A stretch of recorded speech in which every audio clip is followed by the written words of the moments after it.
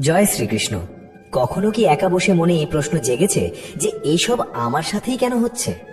কখনো সকালে ঘুম থেকে উঠে মনে হয়েছে যে জীবনটা যেন তাসের ঘরের মতো ভেঙে পড়েছে, কেউ বোঝার নেই, কোনো আশ্রয় নেই?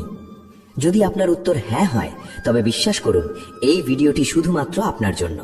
কারণ আজ আমরা কথা বলছি সেই সখা, সেই পরমাত্মা, সেই পথ প্রদর্শকের কথা, যিনি শুধু অর্জুনকে নয়, সমগ্র মানব সমাজকে জীবনের পথ দেখিয়েছেন। ভগবান শ্রীকৃষ্ণ। তার বাণী শুধু ধর্মগ্রন্থের পাতায় সীমাবদ্ধ নয়, তিনি আজও আমাদের জীবনের প্রতিটি সমস্যার, প্রতিটি জটিলতার উত্তর। তার বলা প্রতিটি কথা আজও কুরুক্ষেত্রের যুদ্ধের মতোই প্রাসঙ্গিক ও জীবন্ত।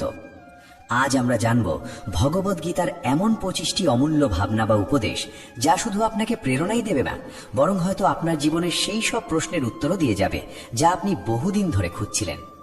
কিন্তু তার আগে আপনিও যদি বিশ্বাস করেন যে শ্রীকৃষ্ণের বাণী জীবন বদলে দিতে পারে, তবে এই ভিডিওটিতে লাইক দিন, চ্যানেলটি সাবস্ক্রাইব করুন এবং কমেন্টে লিখুন রাধে রাধে।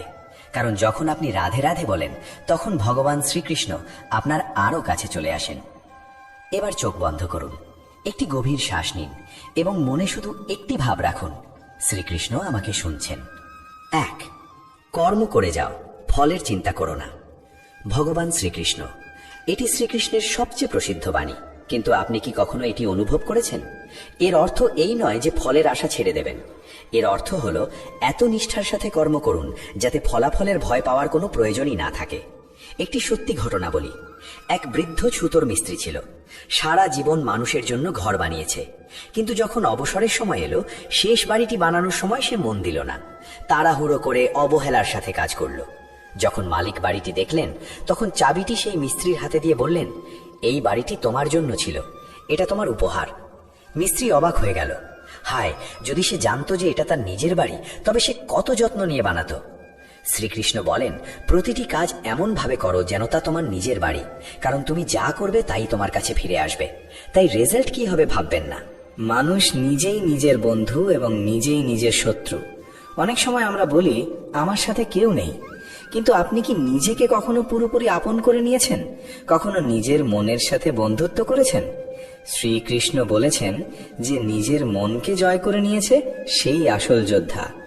মহাভারতে অর্জুন যুদ্ধক্ষেত্রে দাঁড়িয়েছিলেন, সামনে নিজের গুরু, ভাই এবং পরিবারের লোকজন। কাঁপছে হাত, টলছে মন।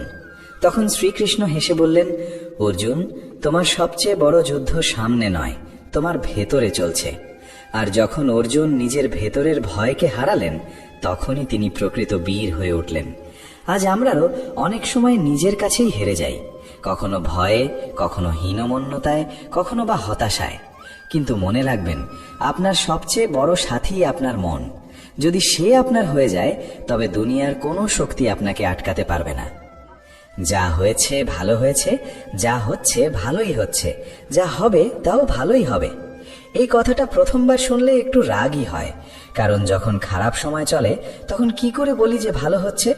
কিন্তু শ্রীকৃষ্ণের এই বাণী শুধু সান্ত্বনা নয়, এটি এক গভীর সত্য।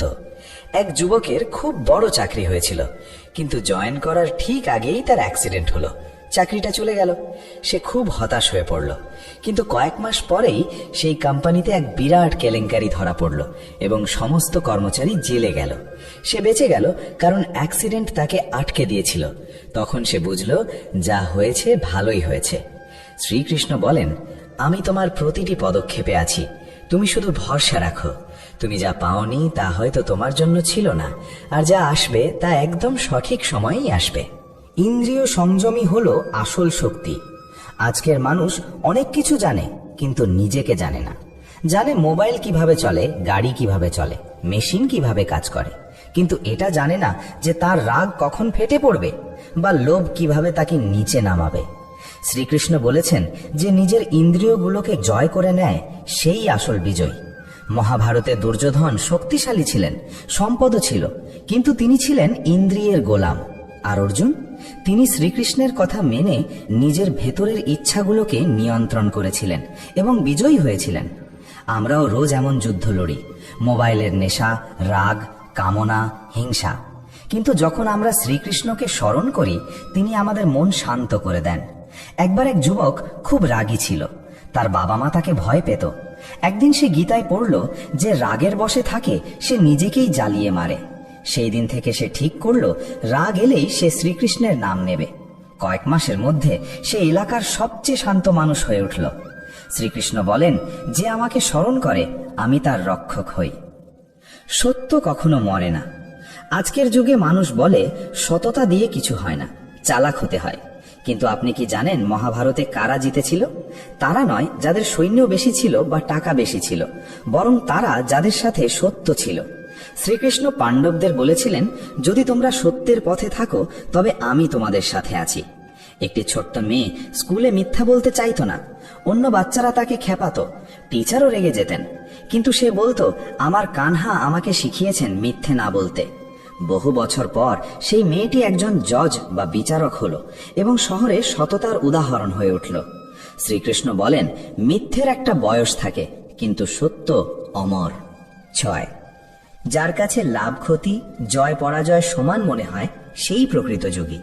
একটু ভাবুন তো, আমাদের মধ্যে কতজন আছে যারা জিতলে অহংকার করি না বা হারলে ভেঙে পড়ি না?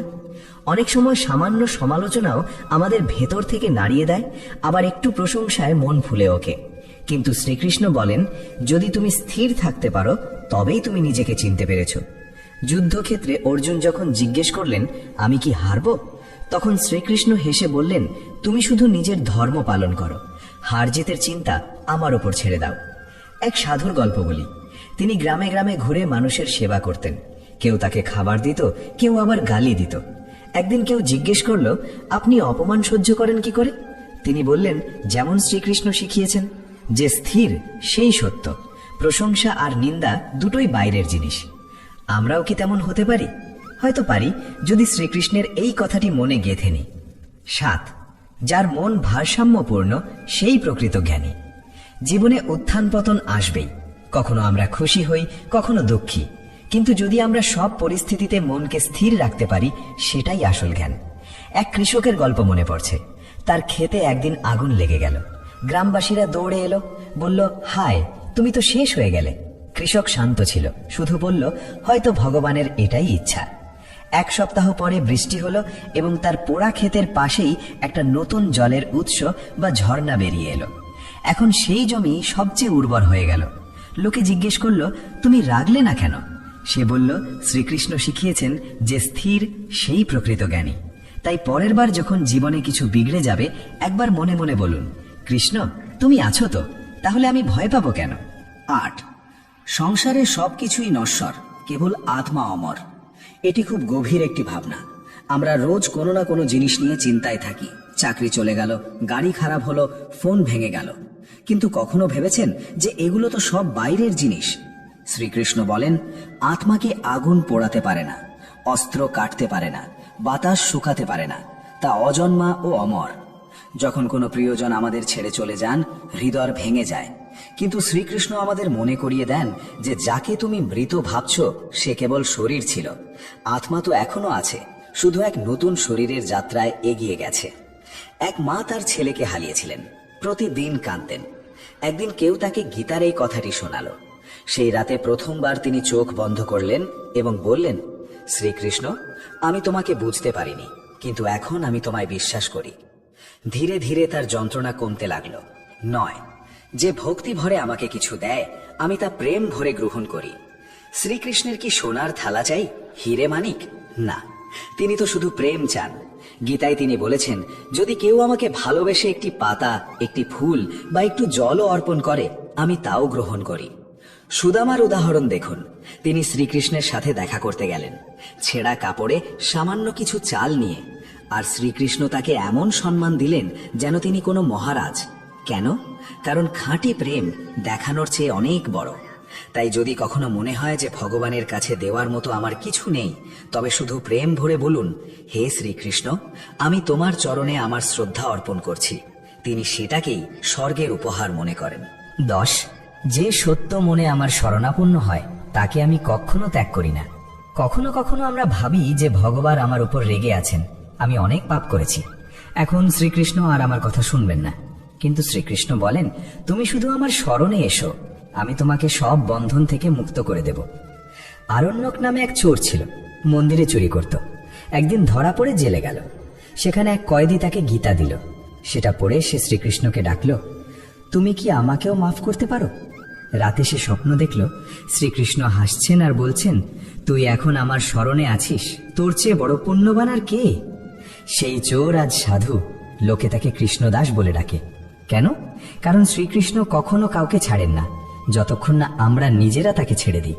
11, যে নিজের কর্ম নিষ্ঠার সঙ্গে করে সেই আমার পুজো করে। এই বাণীটি খুব সোজা ও সরল, কিন্তু অত্যন্ত গভীর। শ্রীকৃষ্ণ বলেন, তোমাকে মালা নিয়ে পাহাড়ে যেতে হবে না, পুজো সেটাই যা তুমি তোমার কর্তব্যের মধ্যে দিয়ে করো। একজন শিক্ষক যদি সততার সাথে পড়ান, একজন কৃষক যদি নিষ্ঠার সাথে হাল চালান, একজন মা যদি ভালোবেসে রান্না করেন, তবে তারা সবাই শ্রীকৃষ্ণের পুজোই করছেন। যখনই আমরা আমাদের কাজকে সম্পূর্ণ শ্রদ্ধা ও মনোযোগ দিয়ে করি, সেটা একটা ছোট্ট মন্দিরে পরিণত হয়, যেখানে ভগবান হেসে তাকিয়ে থাকেন। এক ব্যক্তি ভগবানকে খুঁজতে তীর্থে তীর্থে ঘুরছিল। ক্লান্ত হয়ে ফেরার পর তার মা বললেন, তুই যদি আমাকে এক গ্লাস জল খাওয়াতি, তবে শ্রীকৃষ্ণ তোর কাছেই থাকতেন। কেন? কারণ কর্মই ভক্তি। 12, যে স্বার্থমুক্ত হয়ে কাজ করে সেই আমার প্রিয়। আজ আমরা যা কিছুই করি তার পেছনে কোনো না কোনো আশা থাকে।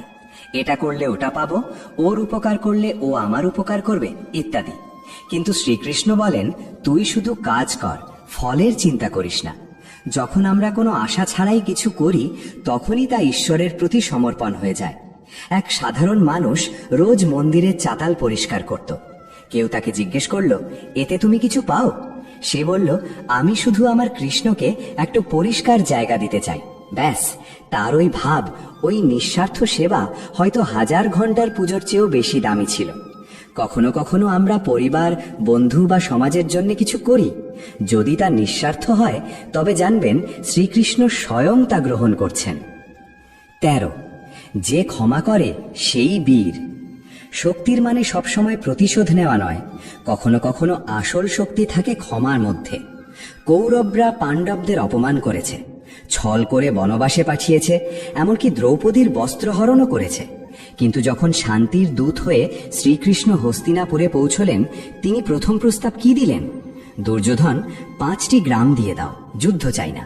কেন? কারণ কৃষ্ণ জানতেন ক্ষমা দুর্বলতা নয়, বুদ্ধিমত্তা।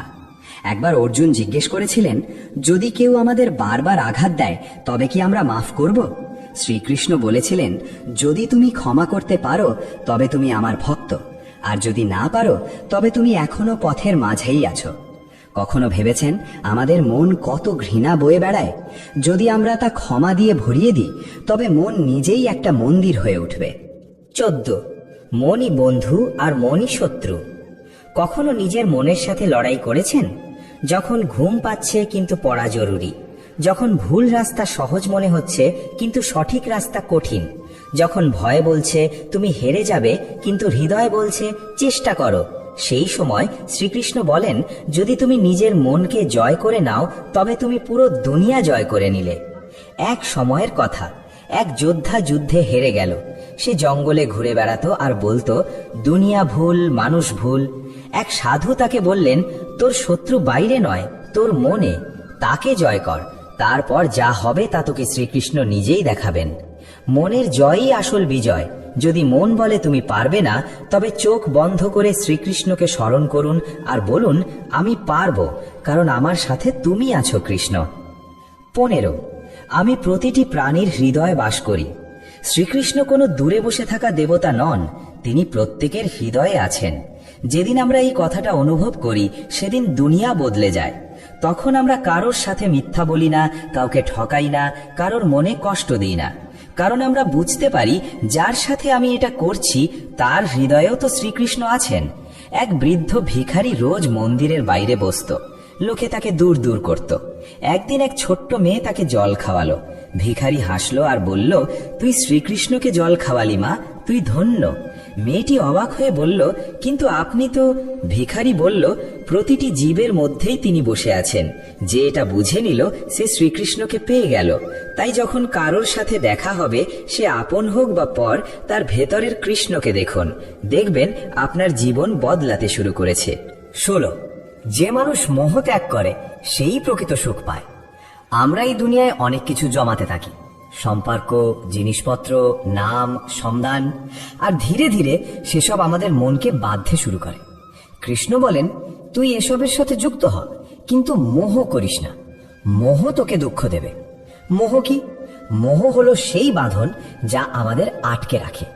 যেমন বাচ্চার একটা খেলনা পছন্দ, কিন্তু যদি সে সেটা ছাড়তে না পারে তবে সেই খেলনা আর তার বন্ধু নয়, বাঁধন হয়ে দাঁড়ায়। এক সাধু তার শিষ্যকে বলেছিলেন, যদি তুই নদীতে সাঁতার কাটতে চাস তবে পাথর ধরে রাখতে পারবি না। আমরাও জীবনে যদি ভেসে থাকতে চাই তবে মোহের পাথর ছাড়তে হবে। মা বাবাকে ভালোবাসুন, কিন্তু মোহ থাকলে তাদের যাওয়ার পর সারা জীবন ভেঙে থাকবেন। শ্রীকৃষ্ণ নিজেও মোহ করেননি। তিনি রাধাকে ভালোবেসেছিলেন, কিন্তু মোহ করেননি। অর্জুনকে সখা বলেছিলেন, কিন্তু যুদ্ধে আবেগপ্রবণ হননি। এটাই তিনি শেখান, জড়িয়ে থাকো কিন্তু আটকে থেকো না। 17, যে সবাইকে সমান দৃষ্টিতে দেখে সেই আমার প্রিয়। আমরা প্রায় মানুষকে তাদের রূপ, নাম, জাতি বা কাজ দিয়ে বিচার করি, কিন্তু শ্রীকৃষ্ণ বলেন, যে প্রকৃত ভক্তিকে চিনেছে তার কাছে সবাই সমান। একবার এক ব্রাহ্মণ এবং এক শূদ্র একই মন্দিরে ভগবানকে প্রণাম করছিলেন। লোকেরা ব্রাহ্মণকে আগে ডাকলো, শূদ্রকে পেছনে সরিয়ে দিল। এক সন্ত এলেন এবং বললেন, কৃষ্ণের কাছে না কেউ উপরে না কেউ নিচে, তোমরা সব ভেদাভেদ ভাঙো, তবেই প্রকৃত ভক্ত হবে। শ্রীকৃষ্ণ তো সেই বৃন্দাবনের যেখানে রাখাল বালক, গোপী, পশু পাখি সবাই তার প্রিয়। যখন যুদ্ধ হলো তিনি অর্জুনের রথেও বসলেন, আবার কর্ণের জন্য চোখের জল ফেললেন। কৃষ্ণ সবার, আর যে সবাইকে এক দৃষ্টিতে দেখে সে কৃষ্ণের। যখন আমরা কাউকে ছোট মনে করি তখন আমরা নিজেরাই ছোট হয়ে যাই। তাই কখনো জিজ্ঞেস করবেন না কে কি, শুধু দেখুন তার মধ্যেও কৃষ্ণ আছেন কিনা, আর যদি থাকেন তবে শুধু ভালোবাসুন। 18, যে নিরন্তর আমাকে স্মরণ করে আমি তার জীবন নিজে সাজিয়ে দিই। আপনি একা ভয় পাচ্ছেন? কখনো কাউকে হারিয়ে মনে হয়েছে যে আর কিছু বাকি নেই?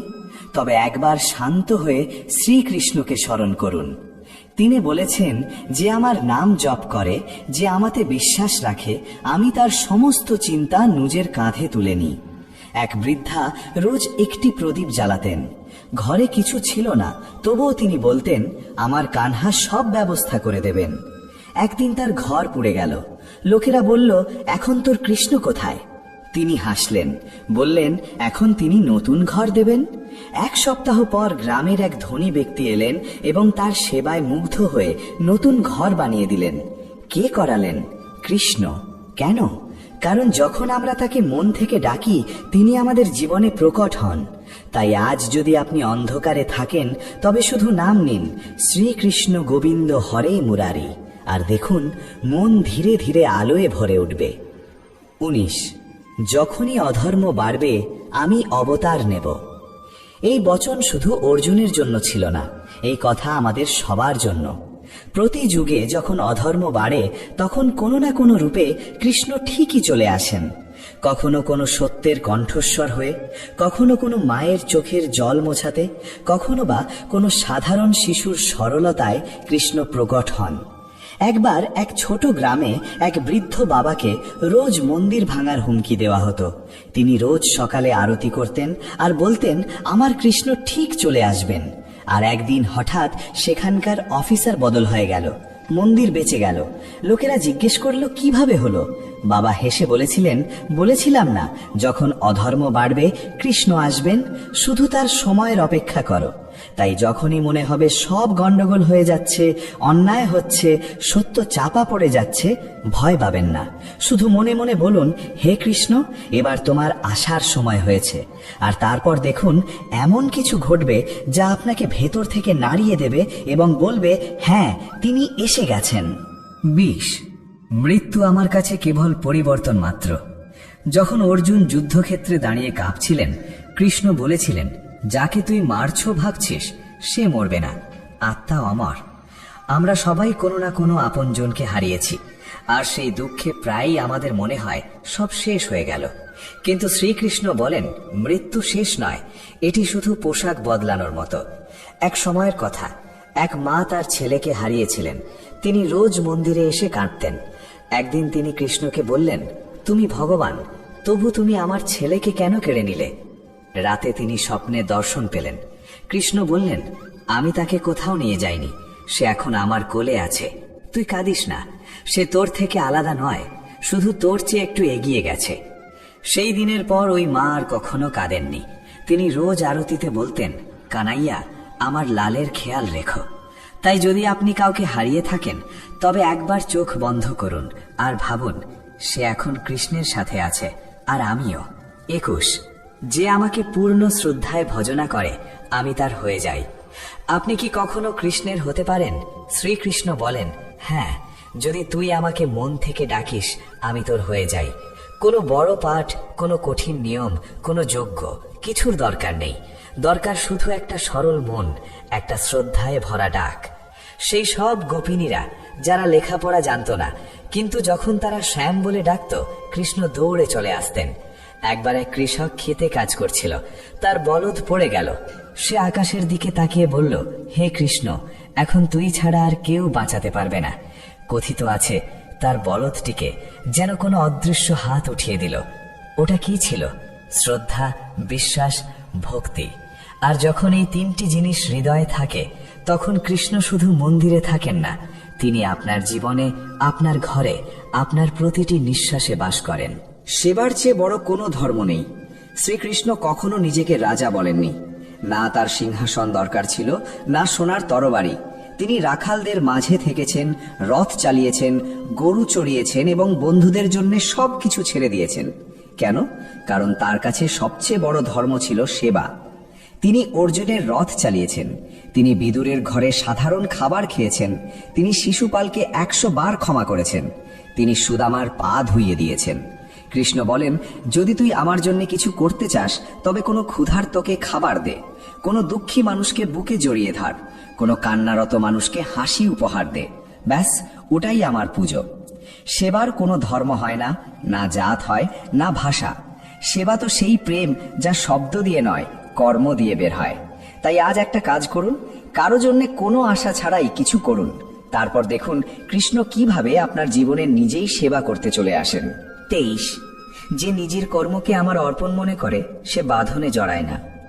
আমরা প্রায়ই ভাবি, আমি এত করলাম, আমি কি পেলাম? এই ভাবনাই আমাদের ক্লান্ত করে দেয়, বেঁধে ফেলে। কিন্তু কৃষ্ণ বলেন, তুই শুধু কর্ম কর, ফল আমার উপর ছেড়ে দে, তাহলে তোর প্রতিটি কাজ পুজো হয়ে যাবে। এক কৃষক সারাদিন খেতে পরিশ্রম করত। বৃষ্টি না হলেও সে বীজ বুনত। লোকেরা বলতো, পাগল নাকি, এবার কিছু হবে না। সে বলতো, আমি বোনা ছাড়তে পারি না, ফল দেওয়া তো তার হাতে, যিনি আমাকে নিঃশ্বাস দিচ্ছেন। কৃষ্ণ এমন ভক্তকেই বলেন, এখন তুই আমার, এখন তোকে কোনো ফলের চিন্তা করতে হবে না। যদি আমরা প্রতিটি কাজ, পড়াশোনা, চাকরি, ব্যবসা, ঘরের কাজ কৃষ্ণকে সমর্পণ করে করি, তবে তা আর বোঝা মনে হয় না, তা পুজো হয়ে যায়। তাই শুধু বলুন, হে কৃষ্ণ, এই কাজ আমি তোমার জন্য করছি, যেমনই হোক তোমার প্রসাদ মনে করে গ্রহণ করব। আর তারপর দেখুন আপনার প্রতিটি দিন পুজো হয়ে যাবে। 24, প্রকৃত ভক্ত সেই যে সুখে দুঃখে সমান থাকে। যখন কিছু ভালো হয় আমরা বলি, বাহ, কৃষ্ণের কৃপা। কিন্তু যখন কিছু খারাপ হয়, তখন বলি, কৃষ্ণ আমার সাথে এমন কেন করলেন?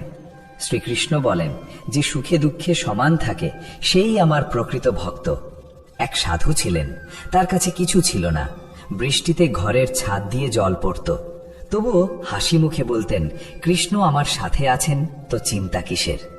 একদিন কেউ জিজ্ঞেস করল, তুমি এত শান্ত থাকো কি করে? তিনি বললেন, কারণ আমি জীবনটা কৃষ্ণের হাতে সঁপে দিয়েছি। এখন যাই হয়, ভালো বা খারাপ, সব তার ইচ্ছা, আর তার ইচ্ছাতেই আমার মঙ্গল। প্রকৃত ভক্ত সেই যে জীবনকে একটা প্রসাদের মতো গ্রহণ করে, মিষ্টি হোক বা তেতো, মুখ ফেরায় না। তাই পরের বার যখন কোনো দুঃখ আসবে, শুধু এটুকু বলুন, হে কৃষ্ণ, এটাও তুমি, আর এর মধ্যেও তোমারই কোনো বার্তা আছে। যেখানে প্রেম, আমি সেখানেই আছি। কৃষ্ণ মন্দিরে আছেন, কিন্তু শুধু সেখানে নেই। তিনি সেখানে আছেন যেখানে মা তার সন্তানকে খাবার খাওয়াচ্ছে, যেখানে কেউ ক্ষুধার্তকে রুটি দিচ্ছে, যেখানে ভালোবাসায় কেউ কারো হাত ধরছে। শ্রীকৃষ্ণ বলেন, আমি সেখানে নেই যেখানে অহংকার আছে, আমি সেখানে আছি যেখানে প্রেম আছে। এক ছোট্ট মেয়েকে কেউ জিজ্ঞেস করেছিল, তুই কৃষ্ণকে চিনিস? সে বলল, হ্যাঁ, যখন মা আমাকে জড়িয়ে ধরে না, তখন মনে হয় কৃষ্ণ আমার কাছে আছেন। এত সরল উত্তর আর এত গভীর, তাই আর খুঁজবেন না। কৃষ্ণকে সেখানে খুঁজবেন না যেখানে ঘন্টা খুব জোরে বাজছে, বরং সেখানে খুঁজুন যেখানে মন শান্তিতে ধরফর করছে। যেখানে প্রেম আছে সেখানেই কৃষ্ণ আছেন। অন্তিম সমর্পণ ও প্রার্থনা। হে শ্রীকৃষ্ণ, আমরা তোমার 25টি ভাবনা শুনলাম, বুঝলাম এবং হৃদয়ে ধারণ করলাম, কিন্তু এখন আমরা তোমার কাছে কিছু বলতে চাই। হে গোবিন্দ, তুমি আমাদের কখনো একা ছেড়ো না। যখনই আমরা হেরে যাব, তুমি অর্জুন হয়ে আমাদের সারথি হয়ে যেও। যখনই আমাদের মন টলবে, তুমি গীতার বাণী হয়ে আমাদের পথ দেখিও। যখন দুনিয়া আমাদের ভেঙে দেবে, তুমি বাঁশির সুর হয়ে আমাদের আগলে রেখো। যখন জীবন শূন্য মনে হবে, তুমি রাধার মতো আমাদের প্রেমে ভরিয়ে দিও। আমাদের কিচ্ছু চাই না, না স্বর্গ, না সিদ্ধি, না কোনো অলৌকিক ক্ষমতা। শুধু যখন নিঃশ্বাস থামবে, তখন যেন মনে তোমারই বাণী বাজে, আমি তোর, তুই আমার। আর হ্যাঁ, যদি আপনি এই যাত্রাটি মন থেকে অনুভব করে থাকেন, যদি শ্রীকৃষ্ণের বাণী আপনার ভেতরে কিছু জাগিয়ে থাকে, তবে কমেন্টে রাধে রাধে অবশ্যই লিখুন। আর এমনই শ্রীকৃষ্ণময় ভিডিও পেতে আমাদের চ্যানেলটি সাবস্ক্রাইব করতে ভুলবেন না। আপনার সঙ্গই আমাদের সবচেয়ে বড় প্রেরণা। হে কৃষ্ণ, যারা আজ এই বাণী শুনছেন তাদের জীবনে তোমার কৃপা সদা বিরাজ করুক এবং প্রতিটি কষ্ট দূর হোক। চৌদেশের এই অনন্য যাত্রা। শ্রীকৃষ্ণ বলেন, যার কর্ম সৎ তার জীবনে কখনো অন্ধকার থাকে না। যারা শুধু অপেক্ষা করে তারা কেবল এতটুকুই পায় যতটুকু প্রচেষ্টা করা মানুষরা ফেলে যায়। কিছু বলতে বা ভাঙতে এক মুহূর্তই যথেষ্ট, কিন্তু গড়ে তুলতে ও মন জেতাতে একটা গোটা জীবন লেগে যায়। পড়ে গেলেও বারবার উঠে দাঁড়িয়ে আবার চেষ্টা করাই হলো আসল জয়। পায়ের ক্ষত মানুষকে সাবধানে চলতে শেখায়, আর মনের ক্ষত মানুষকে বুঝে শুনে বাঁচতে শেখায়। যোগ্য মানুষ কাউকে ভয় পায় না, আবার কাউকে ভয় দেখায়ও না। তারা উত্তর দিতে জানে, কিন্তু কাঁদা জলেতে পাথর ছোঁড়ার মানসিকতা তাদের থাকে না। এই ভাবনায় তারা মৌন থাকে। দুর্বলরা তখনই থামে যখন তারা ক্লান্ত হয়ে পড়ে, আর বিজয়ীরা তখনই থামে যখন তারা জয়ী হয়। শব্দ আর মানুষ একই রকম, শুধু তাদের অর্থ বদলে যায়। যারা আমাদের ভালোবাসে তাদের কাছে আমরা সবসময় ঠিক, আর যারা দেখনদারি করে তাদের কাছে সবসময় ভুল। হারিয়ে পাওয়ার আনন্দই আলাদা, কাঁদার পর হাসার স্বাদই অন্যরকম। হার জীবনযাত্রার একটি অংশ, কিন্তু হেরে যাবার পর জয় পাওয়া তার আনন্দই সবচেয়ে অনন্য। এখনো তো আসল উড়ান বাকি, পাখির পরীক্ষা বাকি। মাত্র সাগর পার হয়েছি, এখনো পুরো আকাশ বাকি। পাতা ঝরার আগে গাছে নতুন পাতা আসে না। কষ্ট সংগ্রাম সইবার আগে জীবনে ভালো সময় আসে না। তোমার লক্ষ্য যত কঠিনই হোক, যদি একবার স্থির করেছ তবে পিছনে তাকিও না, কারণ ভাগ্য সাহসীদেরই সঙ্গ দেয়। ঈশ্বর যাদের উচ্চতায় পৌঁছাতে চান তাদের তিনি সবচেয়ে বেশি কষ্ট দেন, যাতে সেই কষ্টের সঙ্গে লড়াই করতে করতে একদিন তারা নিজ গন্তব্যে পৌঁছে যায়। আজ মেঘেরা আবার চক্রান্ত করলো, বৃষ্টি ঠিক সেইখানে নামলো যেখানে আমার বাসা ছিল। যদি আকাশ বিদ্যুৎ নামানোর জেদ ধরে, তবে আমরাও জেদ ধরেছি সেখানেই আবার আশ্রয় গড়ার। ঠিক যেমন বাতাস সবসময় একদিকে বইতে থাকে না, সময়ে সময়ে বদলায়, তেমনি মানুষের ভাগ্য সময়ের সঙ্গে বদলায়। তাই সময় খারাপ হলেও চিন্তা করো না, শুধু অপেক্ষা করো, কারণ সময় অবশ্যই বদলাবে। জলে পড়লে কেউ মরে না, মরার কারণ তখনই হয় যখন সে সাঁতার জানে না। পরিস্থিতি কোনো সমস্যা নয়, সমস্যা তখনই হয় যখন আমরা সেই পরিস্থিতির মোকাবিলা করতে জানি না। নিজের পরিস্থিতি নিয়ে কখনো দুঃখ করো না, কারণ যাদের পরিস্থিতি খারাপ তারাই জীবনে সফল পায়। নিজের আবেগ নিয়ন্ত্রণ করতে শিখো, কারণ জীবনের বেশিরভাগ কষ্ট আসে আমাদের আবেগে ভেসে যাওয়ার কারণে। কেউ একবার একটি কলসকে জিজ্ঞেস করেছিল, তুমি এত ঠান্ডা কেন? কলস উত্তর দিয়েছিল, যার অতীত মাটি আর ভবিষ্যৎ মাটি, তার মধ্যে উত্তাপ থাকবে কিসের? কেউ তার জীবনে খুব একা, আর কেউ একাকিত্বেই তার জীবন। সফল হতে হলে একা একাই এগিয়ে যেতে হয়। মানুষ তো তখনই পাশে আসে যখন তুমি সফল হও। বেশ অনুযায়ী চলা শুরু করি, শুনি, বুঝি এবং কাজে প্রয়োগ করি, তখন জীবন সহজ হয়ে যায়। কিন্তু যখন অহংকারে ভেসে নিজের ইচ্ছা মতো পথ বেছে নিই, তখনই অসুবিধা আসে। সময়ের চেয়ে মূল্যবান কিছু নেই। প্রতিটি জিনিসের একটি সঠিক সময় থাকে। তাড়াহুড়ো করে পাওয়া আনন্দ বেশিরভাগ সময় কষ্ট ডেকে আনে। সঠিক সময় সবকিছু নিজে থেকেই আসে, ধীরে কিন্তু ঠিক মতো। তাই সময়ের আগে কিছু পাওয়ার লোভ ছেড়ে দাও, ধৈর্য ধরো এবং নিজের কাজ চালিয়ে যাও। সময়কে অসম্মান করো না, তাকে অস্থির করার চেষ্টা করো না। শ্রীকৃষ্ণ বলেছেন, ক্রোধ মানুষের বুদ্ধিকে দুর্বল করে দেয়। রাগের মুহূর্তে মানুষ সত্য দেখতে পায় না এবং ভুল সিদ্ধান্ত নেয়। তাই রাগকে নিয়ন্ত্রণ করা অত্যন্ত প্রয়োজন। যখন ক্রোধ আসে তখন গভীর শ্বাস নিয়ে একটু থেমে কথা বলো। রাগ কয়েক সেকেন্ড স্থায়ী, কিন্তু তার ফল বহুদিন ধরে মনকে পোড়ায়। যেমন জলের সীমা ভেঙে গেলে বন্যা হয়, তেমনি কথার সীমা ছাড়ালে মানুষ আহত হয়। শব্দের প্রভাব গভীর, তারা সম্পর্ক ভাঙতে পারে, মনকে আঘাত করতে পারে। তাই কথা বলার আগে ভাবো, এই কথা কাউকে কষ্ট দেবে কিনা, আদৌ জরুরি কিনা। নিয়ন্ত্রিত বাক্য মানুষকে বাঁচায়। কাউকে প্রতারণা করা কিংবা তার প্রতি অন্যায় আচরণ করা ঋণ একদিন না একদিন ফিরে আসে। এই পৃথিবী বিচার করতে দেরি করলেও ভুলে না, যা বোনা হয় তারই ফল ফেরে। তাই অন্যের সঙ্গে ঠিক সেই আচরণ করো যা নিজের জন্য প্রত্যাশা করো। নীরবে কাজ করো, সততায় বাঁচো এবং সৎ পথে চলো। এই যুগে সময় আর পরিস্থিতি মুহূর্তে বদলে যায়। তাই শুধু শরীর নয়, মন আর আত্মাকেও প্রস্তুত রাখতে হয়। কঠিন সময় এলে নিজেকে দৃঢ় রাখা সবচেয়ে বড় উপায়। ঈশ্বর বলেন, তুমি আমার দিকে এক কদম বাড়াও, আমি তোমার দিকে 100 কদম এগিয়ে আসব। অর্থাৎ সামান্য সত্য প্রচেষ্টা করলেই বড় সহায়তা এসে যায়। তাই যত ছোট হোক, চেষ্টাকে থামিও না। প্রতিশোধের ভাবনা মনের শান্তি কেড়ে নেয়। যারা কষ্ট দেয়, সময় তাদেরও নিজের মতো শিক্ষা দেয়।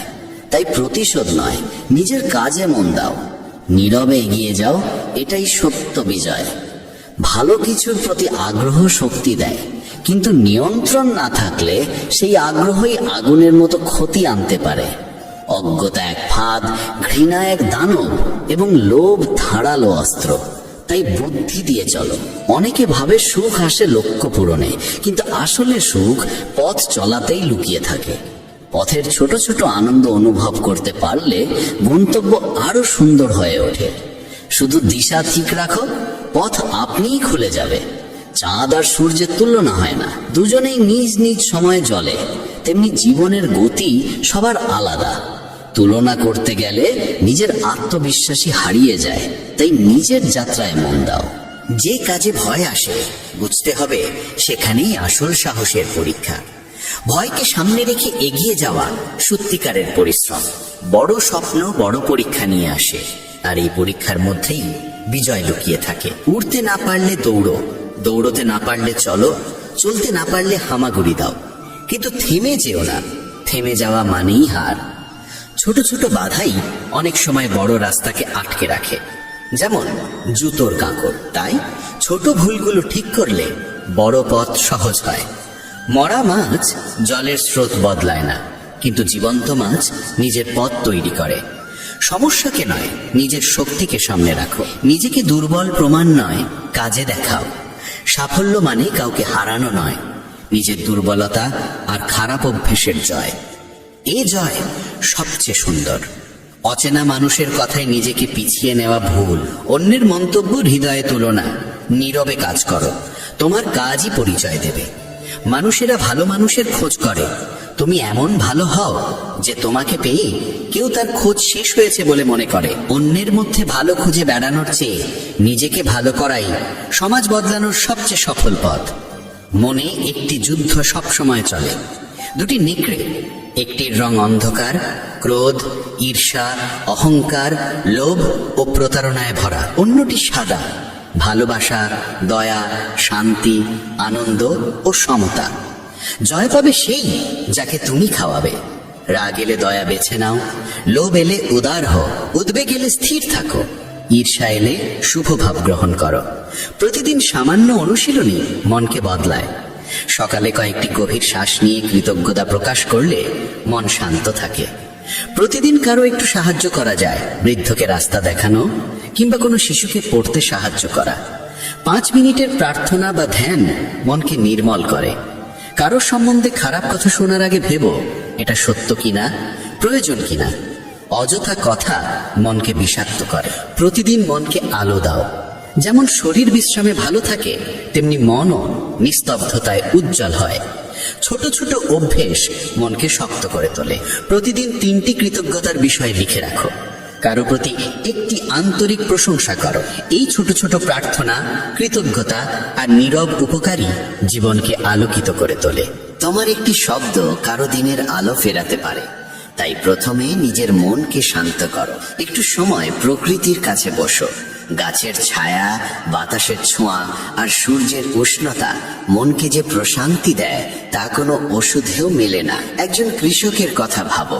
প্রতিদিন সে শ্রম দিয়েছে, অপেক্ষা করেছে বৃষ্টির, ধৈর্য ধরে মাটিকে লালন করেছে এবং শেষ পর্যন্ত ফসল এসেছে তার ঘরে।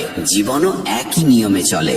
প্রতিদিনের ছোট ছোট কাজে মনোযোগ রাখলে, সময়কে সম্মান করলে আর ধৈর্য ধরে এগুলে ফল একদিন অবশ্যই মিলবে। শব্দ মানুষের ভাগ্য গড়তে পারে, আবার ভেঙেও দিতে পারে। তাই কিছু বলার আগে বুঝে নাও তোমার কথায় উপকার হবে নাকি ক্ষতি। অনেক সময় নীরবতাও অস্ত্রের মতো শক্তিশালী। যে জানে কবে কথা বলা উচিত সেই সত্যিকারের জ্ঞানী। ক্ষমা করা সবচেয়ে বড় শক্তি। কাউকে ক্ষমা করার মানে তাকে ছাড় দেওয়া নয়, বরং নিজের মনকে মুক্ত করা। ভুলে যাওয়া প্রয়োজন নয়, কিন্তু ক্ষমা মনকে হালকা করে দেয়। ক্ষমা মানে এমন নয় যে আবার আঘাত পেতে প্রস্তুত হয়ে গেলে, বরং এর অর্থ হলো তুমি তোমার হৃদয়ের কারাগার নিজেই খুলে দিচ্ছ। লোভ আর মোহ মানুষের মনকে বেঁধে রাখে। সত্যিকারের স্বাধীনতা তখনই আসে যখন তুমি বুঝতে পারো প্রয়োজন ও আকাঙ্ক্ষা এক নয়। প্রয়োজন পূরণ করো, কিন্তু আকাঙ্ক্ষাকে নিয়ন্ত্রণে রাখো। এতে মন স্থির থাকে। শ্রীকৃষ্ণ বলেছেন, নিজের কর্মে মন দাও, কিন্তু ফলের প্রতি আসক্তি রেখো না। সৎভাবে কর্তব্য পালন করো, কিন্তু ফল নিয়ে অতিরিক্ত উদ্বেগ তোমাকে দুর্বল করে দেয়। ফলের ভয় বা প্রত্যাশা ছাড়া কাজ করলে মন শান্ত হয় এবং দক্ষতাও বাড়ে। প্রতিদিন সময় মতো জেগে ওঠো এবং দিনের পরিকল্পনা করো।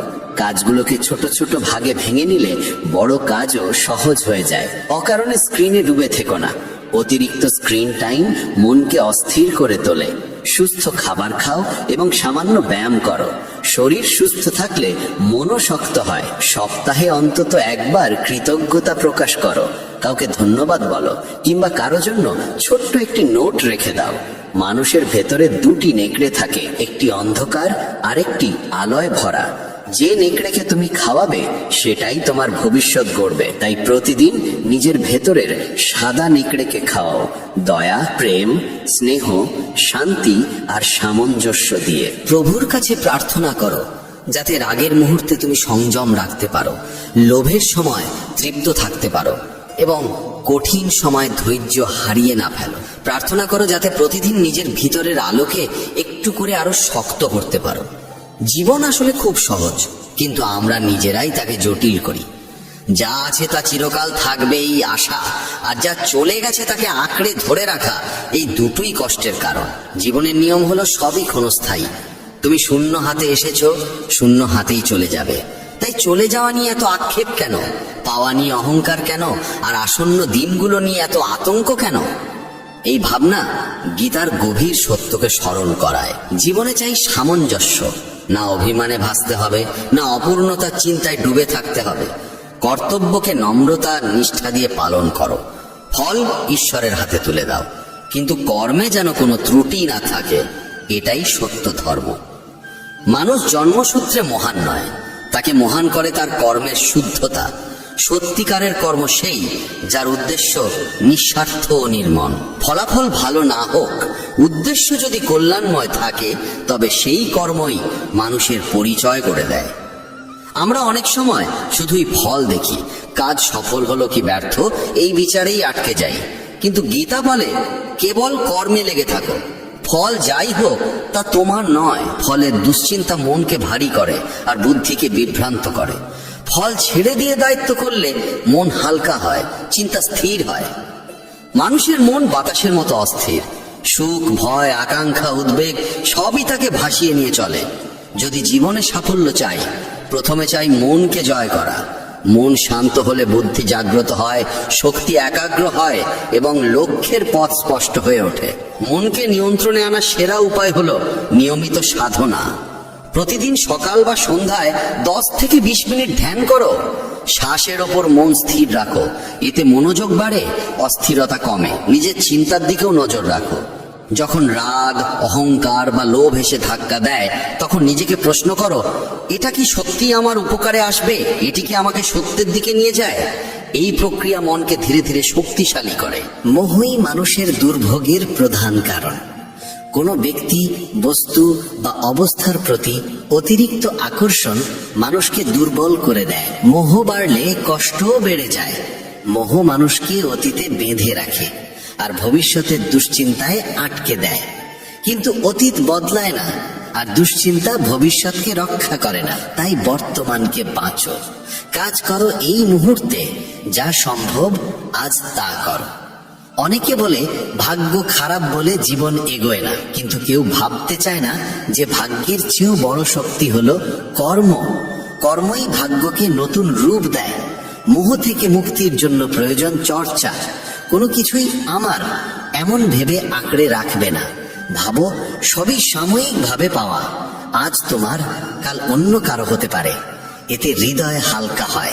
রাগ আর লোভ মানুষের ভেতরকে শূন্য করে দেয়। রাগে সম্পর্ক ভাঙে, লোভে মন কখনো তৃপ্ত হয় না। তাই জ্ঞানী মানুষ রাগ আর লোভ থেকে দূরে থাকে। রাগ এলে সঙ্গে সঙ্গে প্রতিক্রিয়া দিও না। নিজেকে প্রশ্ন করো, এই কথায় কি কারো মন ভাঙবে? এতে কি কোনো স্থায়ী লাভ আছে? এই প্রশ্ন তোমাকে ভুল পদক্ষেপ থেকে রক্ষা করবে। আর লোভ জন্মায় অনেক ছোট ছোট অভ্যাস থেকে। দেখানো, তুলনা করা, অন্যকে ছাড়িয়ে যাওয়ার তৃষ্ণা। এই অভ্যাসগুলোকে চিনো, বদলাও। প্রতিদিন সন্তুষ্টির অভ্যাস করো। ভাবো, আজ যা পেয়েছি তার জন্য আমি কৃতজ্ঞ। ক্ষমা করতে শিখো। ভুলগুলোকে বুকে আগলে রেখো না। ক্ষমা তোমারই উপকার করে, কারণ তা তোমার মনকে মুক্ত করে। কটুতা দূর হলে জীবন সহজ আর আনন্দময় হয়ে যায়। শান্ত থাকা একটি শিল্প। অনেকেই অত্যন্ত সুখে বা অত্যন্ত দুঃখে সিদ্ধান্ত নেয়, আর সেই মুহূর্তে বুদ্ধি কাজ করে না। বড় সিদ্ধান্তের আগে কিছুক্ষণ নীরব থেকো, প্রার্থনা করো। এতে বুদ্ধি পরিষ্কার হয়। দেহের সৌন্দর্য চোখকে মোহিত করে, কিন্তু স্বভাবের সৌন্দর্য হৃদয় জয় করে। বিনয়, সত্য, নম্রতা, মাধুর্য এসব গুণ বই থেকে আসে না, আসে অভিজ্ঞতা আর সৎসঙ্গ থেকে।